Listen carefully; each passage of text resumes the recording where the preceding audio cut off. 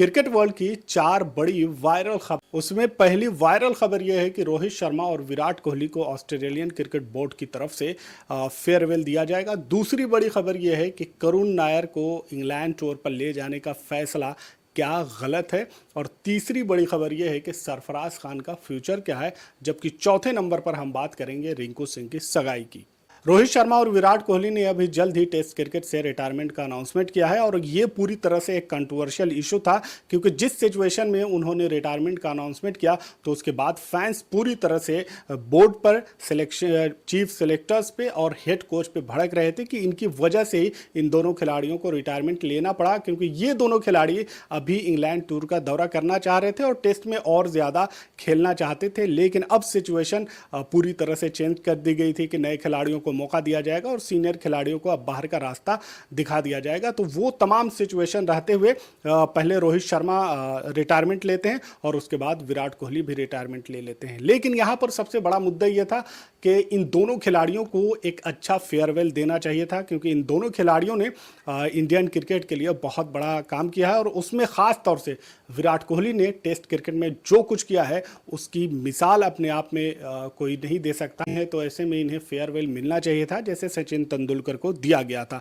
और ये दोनों खिलाड़ी अब सिर्फ इंडिया की तरफ से ओडीआई मैच खेलते हुए नजर आएंगे। लेकिन इनका मानना यह है कि 2027 वर्ल्ड कप तक ये खेलेंगे। लेकिन क्या वहां तक उनकी फिटनेस इन्हें जवाब देती है खेलने के लिए? क्या उन्हें इन तमाम सिचुएशन के बीच में वहां तक खेलने का मौका दिया जाएगा, या फिर उससे पहले ओडीआई से भी इन्हें रिटायरमेंट लेना पड़ेगा? इन तमाम चीज़ों को देखते हुए क्रिकेट ऑस्ट्रेलिया को ये लग रहा है कि जब इंडिया का दौरा ऑस्ट्रेलिया में होगा तो उसके बाद इन दोनों खिलाड़ियों को एक स्पेशल फेयरवेल दिया जाएगा, क्योंकि अब इन खिलाड़ियों की जो फ्यूचर है क्रिकेट में वो ऑलमोस्ट ख़त्म हो चुका है।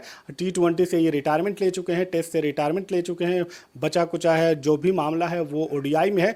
तो ये दौरा ऑस्ट्रेलिया का जो ये दौरा होगा ये शायद इनका आखिरी दौरा हो, इसी वजह से वहाँ पर ये फेयरवेल की इनकी पूरी तरह से मन बना लिया है और ये खबरें वायरल हो रही हैं कि अब इन्हें फेयरवेल दिया जाएगा। लेकिन जैसे ही इस बात की भनक इंडियन फैंस को लगती है कि ऑस्ट्रेलिया विराट कोहली और रोहित शर्मा को फेयरवेल देने वाला है, तो उसके बाद एक मरतबा फिर से चीफ सिलेक्टर हो या हेड कोच हो या फिर क्रिकेट बोर्ड यानी बीसीसीआई हो, उस पर भी सवालिया निशान उठाए जाने लगे कि दूसरा क्रिकेट बोर्ड जो इन खिलाड़ियों की अहमियत को समझते हुए उन्हें फेयरवेल देने को तैयार है और फेयरवेल देने के लिए पूरी तरह से मन बना चुका है। ऐसे में इन खिलाड़ियों को अपना ही बोर्ड फेयरवेल नहीं देता है। तो ये एक बड़ी खबर है और ये पूरी तरह से वायरल है। इस पे आपका क्या कहना है कमेंट में जरूर बताएं।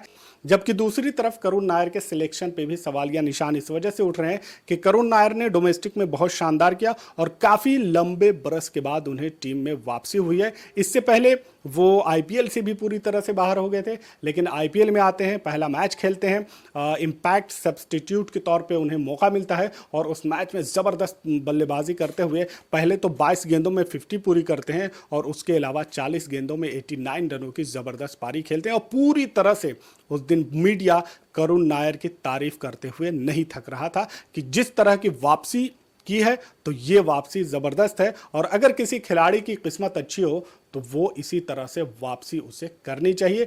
लेकिन उसके बाद जितनी पारी खेली उसमें पूरी तरह से करुण नायर फ्लॉप हो गए। उसमें से 2 पारियों में 2 बार 0 पर आउट हुए और अगली 2 पारियों में वहां पर दोनों बार वो 15 पे आउट हुए और एक मरतबा उन्होंने 31 का स्कोर किया। पहला मैच खेलने के बाद पूरी तरह से छाए रहे थे, लेकिन उसके बाद फिर उनका नाम दोबारा मीडिया में नहीं आ पाया या दोबारा वो लाइमलाइट में नहीं आ सके। और उस पारी में तारीफ इस वजह से भी हो रही थी कि बुमराह जैसे गेंदबाज को भी इन्होंने बख्शा नहीं था। 18 रन एक ओवर में मारे थे और आईपीएल का खात्मा होता है। आईपीएल खत्म होने के बाद फिर उन्हें एक मौका मिलता है और बहुत बड़ा मौका मिलता है। चौंकाने वाला मौका था कि करुण नायर को टीम में वापसी हो रही है, इंडियन टीम में उनका सेलेक्ट किया गया है, वो भी इंग्लैंड दौरे पर, और वो भी ऐसे सिचुएशन में जब सीनियर खिलाड़ी में रोहित शर्मा और विराट कोहली टीम में नहीं है और पिछली 2 सीरीज में टीम इंडिया की हालत बुरी तरह से खराब रही है। ऐसे में इन्हें मौका मिल रहा है। सीरीज शुरू होने से पहले करुण नायर ने इंडिया ए की तरफ से खेलते हुए इंग्लैंड लॉयंस के खिलाफ पहले मैच में जबरदस्त बल्लेबाजी की। पहले मैच की पहली पारी में 204 रनों की शानदार पारी की और एक मरतबा फिर से उन्हें मीडिया में जगह मिल गई और फिर से उनकी तारीफ शुरू होने लगी। लेकिन उसके बाद जब दूसरे मैच की शुरुआत होती है तो पहले मैच की दूसरी पारी में उन्हें खेलने का मौका नहीं मिलता है, लेकिन दूसरे मैच में वो पूरी तरह से फ्लॉप रहते हैं। पहली पारी में सिर्फ 40 रन बनाते हैं और सिर्फ 4 चौके उनके बल्ले से आते हैं। यहाँ पे इनका स्ट्राइक रेट और एवरेज दोनों पूरी तरह से डाउन हो गया। लेकिन जब उसके बाद अगली पारी में मौका मिलता है तो वहां पर सिर्फ और सिर्फ 15 रन ही बना पाते हैं। तो करुण नायर का ये जो फॉर्म है कि पहले मैच में जो शुरुआत कर रहे हैं वो बहुत शानदार है, लेकिन उसके बाद उस फॉर्म को वो कंटिन्यू नहीं कर पा रहे हैं। तो इंग्लैंड लॉयंस के खिलाफ उनकी जो ये परफॉर्मेंस रही है, क्या इंग्लैंड सीरीज में उन्हें इस बेस पे मौका दिया जाएगा? क्या इन्हें प्लेइंग 11 में रखा जाएगा? या फिर अगर इन्हें मौका दिया जाता है तो क्या ये इंग्लैंड टूर पर सक्सेसफुल हो पाएंगे या नहीं? ये तमाम चीज़ें भी अभी मीडिया में चल रही हैं, क्योंकि नई टीम जा रही है, शुभमन गिल नए कैप्टन हैं और उनके अगुवाई में यहाँ पर नए खिलाड़ियों को मौका दिया गया है, जबकि श्रेयस अय्यर जैसे खिलाड़ी को मौका नहीं दिया गया। ये भी पूरी तरह से कंट्रोवर्सी बनी रही इंग्लैंड टूर में कि यहाँ पर श्रेयस अय्यर ने डोमेस्टिक में अच्छा किया, चैंपियंस ट्रॉफी में अच्छा किया, आईपीएल में शानदार प्रदर्शन किया और उनकी कैप्टनसी में टीम फाइनल तक पहुंच जाती है, लेकिन उसके बावजूद भी उनका सिलेक्शन नहीं होता है। तो ऐसे में जिनका सिलेक्शन हुआ है तो उन पर काफ़ी दबाव है, नए खिलाड़ी हैं। और यहाँ पर करुण नायर के बारे में बात इसी वजह से हो रही है कि करुण नायर को बहुत सालों के बाद मौका तो मिला है, लेकिन वो पहले मैच में और पहली पारी में शानदार खेलने के बाद क्या इस फॉर्म को इंग्लैंड टूर पर कंटिन्यू रख पाएंगे या फिर करुण नायर को टीम में शामिल करना सिलेक्शन कमेटी का बहुत बड़ा रिस्क वाला फैसला था। ये आने वाले मैचेस में पता चलेगा। इसके अलावा सरफराज खान भी न्यूज़ में रहे हैं, लेकिन वो अपने खेलने के अंदाज से नहीं या फिर उन्हें ज़्यादा मौका मिलने की वजह से वो न्यूज़ में नहीं रहे हैं, बल्कि उनका न्यूज़ में रहना सिर्फ इस वजह से है कि उन्हें बार बार मौका नहीं दिया जा रहा है। इंग्लैंड टूर के लिए पूरी तरह से वो तैयार थे, अपनी फिटनेस पे ध्यान दिया, 10 केजी वेट उन्होंने लॉस किया, चूंकि आईपीएल नहीं खेल रहे थे, पूरा मौका मिला था और उस दौरान उन्होंने अपना सब कुछ किया, फिटनेस पे ध्यान दिया और इस चीज़ को सामने देखते हुए कि इंग्लैंड टूर में उन्हें मौका मिलेगा, क्योंकि इंग्लैंड में शुरुआत की थी, उसके बाद न्यूजीलैंड के खिलाफ मौका मिला, न्यूजीलैंड के खिलाफ खेला, इस दौरान उन्होंने एक शतक भी लगाया, 3 हाफ सेंचुरी भी लगाई है। तो इनका जो रिकॉर्ड है वो भी अच्छा है और इस हिसाब से इन्हें मौका मिलना चाहिए था, लेकिन बॉर्डर गवास्कर ट्रॉफी में उन्हें ले जाया गया और उन्हें वहां पर कोई मैचेस नहीं खिलाए, लेकिन इंग्लैंड टूर में उनका नाम ही टीम से गायब कर दिया गया। लेकिन एक राहत की सांस और राहत की खबर उनके लिए ये रही कि इंडिया ए के लिए उनका सिलेक्शन हुआ, जो कि इंडियन टीम इंग्लैंड गई हुई है, इंग्लैंड लॉयंस के खिलाफ खेलते हुए 2 मैचों की ये एक सीरीज थी और उसमें उनका नाम था। तो थोड़ी सी राहत उनके लिए थी कि चलो मेन टीम में नहीं, लेकिन यहाँ पर इंडिया ए में अगर जगह है तो जाहिर सी बात है वो अपने प्रदर्शन से एक मरतबा फिर से इम्प्रेस कर सकते हैं सेलेक्टर्स को। लेकिन यहाँ पर एक और नई पॉलिटिक्स यहाँ पर उनके खिलाफ देखने को मिली है। पहले मैच में उन्हें मौका मिला, पहली पारी खेली, 92 रनों की ज़बरदस्त पारी खेली और उसके बाद ये कहा जा रहा था कि सरफराज खान ने सेलेक्टर्स को मुंह तोड़ जवाब दिया है, लेकिन अगली पारी में उन्हें मौका नहीं दिया जाता है। लेकिन 92 रनों की पारी खेलने के बाद दूसरी पारी में सबको ये उम्मीद थी कि सरफराज खान अपना ये फॉर्म दूसरी पारी में भी जारी रखेंगे और अपने प्रदर्शन से एक मरतबा फिर से सेलेक्टर्स को ये मजबूर करेंगे कि उन्हें टीम में अगर शामिल नहीं किया गया है तो ये उनकी गलती है और उन्हें सोचना चाहिए, विचार करना चाहिए कि सरफराज खान को टीम में क्यों नहीं रखा गया। लेकिन होता क्या है कि दूसरी पारी में उन्हें बैटिंग ही नहीं दी जाती है। नीचे के जो बल्लेबाज हैं, जो उनसे नीचे बल्लेबाजी करते हैं, उनको ऊपर कर दिया जाता है। ऑलराउंडर बैट्समैन को भी ऊपर नीतीश कुमार रेड्डी को मौका दिया गया, लेकिन सरफराज खान को नहीं मौका दिया गया। इसके अलावा अब ये मामला हो गया कि चलो पहली पारी में इन्हें मौका दिया गया था, दूसरे में नहीं दिया गया, अभी दूसरा मैच है वहां पर इन्हें मौका दिया जाएगा और टेस्ट किया जाएगा। लेकिन दूसरे मैच में ये होता है कि दूसरे मैच में इन्हें बाहर कर दिया जाता है।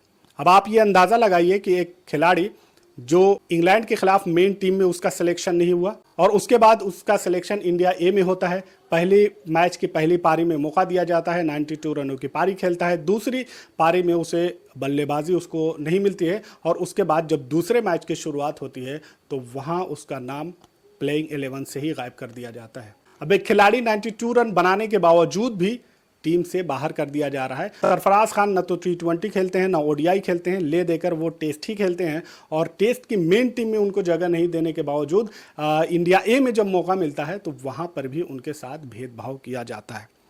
ये भेदभाव नहीं तो और क्या है कि 92 रनों की पारी खेलने के बाद दूसरी पारी में उसे मौका नहीं मिलता है, और जब दूसरा मैच होता है तो उसके प्लेइंग 11 में उसका नाम ही नहीं होता है। इसके अलावा रिंकू सिंह और प्रिया सरोज की इंगेजमेंट भी काफ़ी चर्चे में है, काफ़ी वायरल है। और ये इस वजह से है कि रिंकू सिंह का अगर फैमिली बैकग्राउंड देखें, जो कि अब तक जो कुछ भी पता चला है वो ये है कि रिंकू सिंह के फादर गैस सिलेंडर डिस्ट्रीब्यूशन का काम करते हैं, काफ़ी गरीब फैमिली से इनका ताल्लुक है, लेकिन जिस तरह की मेहनत और मुशक्क़त की है और अपने गोल को पाने के लिए जिस तरह से रिंकू सिंह ने पूरा जी जान लगाया है, उसका फ़ायदा उन्हें एक तरफ तो क्रिकेट में मिला है और अचानक से वो केकेआर में अपनी जगह बनाते हैं। और उसके बाद जब दया सिंह के खिलाफ उन्होंने एक ही ओवर में 30 से ज़्यादा रन बनाकर वहाँ पर पूरी तरह से लाइमलाइट में आए थे। वैसे तो वो आईपीएल में बहुत पहले से थे, लेकिन उनका नाम उस तरह से नहीं था। लेकिन उस मैच के बाद, उस मैच में ज़बरदस्त परफॉर्मेंस करने के बाद, जब एक नामुमकिन टारगेट को वो चेस करते हैं और केकेआर को उसमें बहुत बड़ी जीत मिलती है, उसके बाद से रिंकू सिंह पूरी तरह से एक हीटर बल्लेबाज के तौर पर जाने जाते हैं। और उसके बाद उनका सिलेक्शन उसी बेस पे, क्योंकि उसके बाद से दुनिया ने जाना था कि रिंकू सिंह क्या है, और लगातार शानदार प्रदर्शन करते हैं और उसके बाद उनका सिलेक्शन इंडियन टीम में भी हो जाता है। और ये जो कामयाबी अभी तक रही थी रिंकू सिंह की, ये हज़ारों लाखों खिलाड़ियों के लिए प्रेरणा थी, क्योंकि जिस फैमिली बैकग्राउंड से वो आते हैं और आकर पूरी तरह से क्रिकेट में छा जाते हैं, तो ये एक हीटर बल्लेबाज के तौर पर उन्होंने अपना नाम बनाया, इंडियन टीम तक पहुंचने में कामयाब रहे। लेकिन अब उनकी इंगेजमेंट की खबरें वायरल इस वजह से हो रही हैं कि उनकी शादी समाजवादी के एक बड़े नेता की बेटी से हो रही है। और प्रिया सरोज जो कि खुद भी एमपी हैं, तो एक एमपी की बेटी से उनका शादी होना, एक ऐसे बैकग्राउंड के लड़के से जो कि काफ़ी गरीबी से उठा है, ज़मीनी फैमिली है, और वहाँ से उठकर फिर इतने बड़े प्लेटफॉर्म पर पहुंचना, उनकी शादी में, उनकी इंगेजमेंट में जिस तरह के लोग आते हैं, जिस तरह के लोग को इनवाइट किया जाता है, तो उससे आपको पता चलेगा कि रिंकू सिंह की फैमिली कहाँ थी। और उसके बाद रिंकू सिंह ने अपनी मेहनत, मुशक्क़त और अपनी किस्मत से अपनी फैमिली बैकग्राउंड को कितना ऊंचा किया है, और अब रिंकू सिंह का शुमार कहाँ से कहाँ होता है। तो ये इनकी सगाई हो चुकी है, इनको बहुत बहुत मुबारकबाद। रिंकू सिंह रियल में हज़ारों नौजवानों के लिए एक रोल मॉडल है कि आपके पास अगर बहुत सारी परेशानियां हो, पैसे नहीं हो, गरीब हो या सुविधाएं वगैरह नहीं मिल रही, लेकिन उसके बावजूद भी अगर आपके पास हिम्मत है अपने गोल को पाने के लिए, आपके पास अगर टारगेट है, आप अगर उस चीज़ को पूरी तरह से अपने जुनून में तब्दील कर लेते हैं, तो जाहिर सी बात है कोई सा भी गोल आपके लिए छोटा नहीं होगा। तो यहाँ पर रिंकू सिंह ने ये साबित किया है कि आप रिसोर्सेज कम होने के बावजूद भी अपना मकाम दुनिया में बना सकते हैं, शोहरत, पैसा, दौलत, इज्जत सब कुछ कमा सकते हैं, और वही रिंकू सिंह ने करके दिखाया है। इस वजह से इनकी इंगेजमेंट भी मशहूर हो रही है, इनकी इंगेजमेंट भी पूरी तरह से हर जगह यहाँ पर चर्चा हो रही है कि कहाँ से कहाँ पहुँच चुके हैं। और ये कहानी हज़ारों लोगों के लिए एक प्रेरणा है। इस पूरे मामले पर आपकी क्या राय है कमेंट में ज़रूर बताएं। चैनल पर नए हैं तो इसे सब्सक्राइब कर लें, बेल आइकन ज़रूर दबा लें ताकि हर वीडियो आप तक सबसे पहले पहुंच सके। मिलते हैं अगले वीडियो में, तब तक के लिए आप अपना ख्याल रखें। Thanks for watching.